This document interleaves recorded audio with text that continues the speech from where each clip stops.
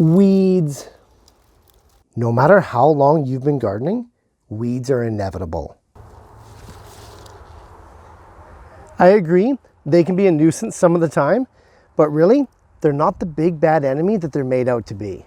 Hi, I'm Jeff from the Ripe Tomato Farms, and welcome to another episode of the Garden Quickie, where in 2 minutes or less, we tackle your garden's most pressing issues. And today, it's all about weeds. In my world, weeds are an indicator of a healthy, supportive soil. You see, weeds are simply a crop that I didn't plant. You see, for the last 10 years, I've been using weeds to boost my garden for amazing yields. I do it in 5 different ways, and there's only about 90 seconds left, so we better get to it. The first way that I use weeds, such as these dandelions here, is as a dormant bed cover crop.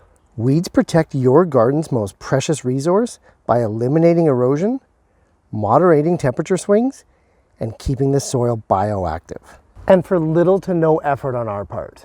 The second way that I use weeds in my garden is to chop and drop.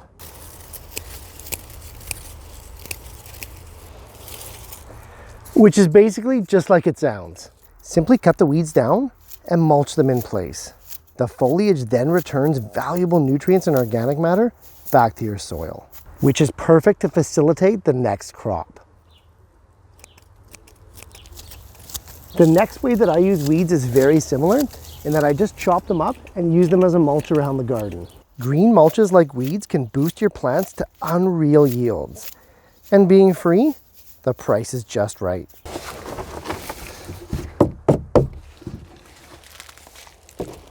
If it's the end of the season and you no longer have any plants around that you need to mulch, simply put the weeds and all their leaves into your compost to help boost future soils and future amending.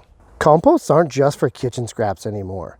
Weed foliage is full of amazing micronutrients and trace elements for you to make the best future soils with. On top of that, weeds break down super fast, and being a green, they can actually speed up your compost. Last but not least, the final way that I use weeds in my garden is to make a weed tea fertilizer. A while back, I did a whole video on the process, but essentially what it is you just ferment the weeds in a bucket of water for around 6 weeks or longer if you have the patience, strain it, and then use the liquid solution like you would any organic liquid fertilizer. You see, weeds by their very nature can pull more nutrients out of the ground than most plants. And that makes the resulting tea concoction probably the most complete, amazing feeding boost that you could ever give your plants. Truly. The other bonus of weed teas, unlike a lot of the other methods, is that you can store this stuff for a couple years. So even if you don't have an immediate use for it, store it and use it on future gardens.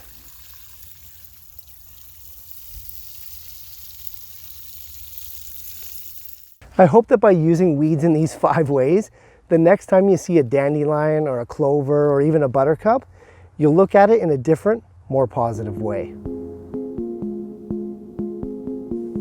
Thanks for watching, guys. And hey, if garden quickies are your thing, be sure to click on this playlist here as we explore and solve more growing issues in 2 minutes or less.